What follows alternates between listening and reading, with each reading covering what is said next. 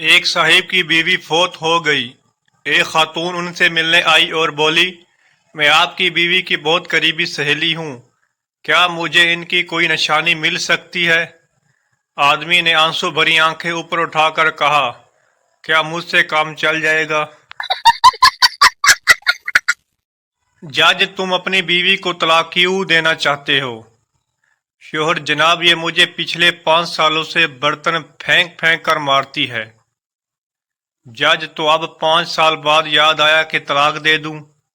شوہر، نہیں جناب عالی، اب اس کا نشانہ پکا ہو گیا ہے۔ پٹھان، آج ہمارا جمعے کا نماز قضا ہو گیا۔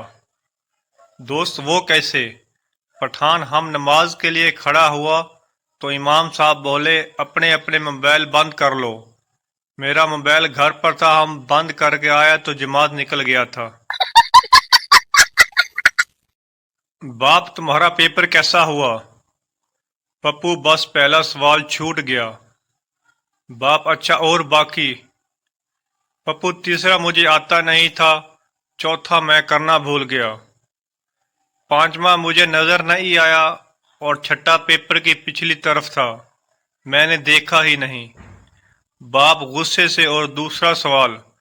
پپو معصومیت سے، بس صرف وہی غلط ہوا ہے۔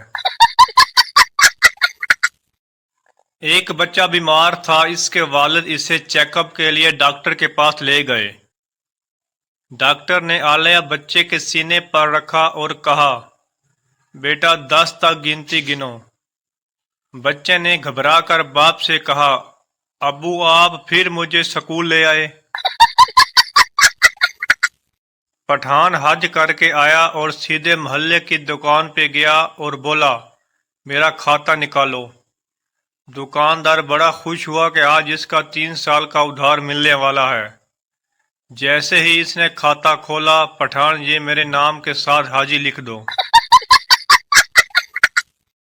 ٹیچر، سمندر میں آم کا درخت ہو تو تم کیسے آم توڑو گے؟ پٹھان، مچھلی بن کے۔ ٹیچر، انسان کو مچھلی تیرا باپ بنائے گا؟ پٹھان، تو سمندر میں درخت تیری ماں لگائے گی۔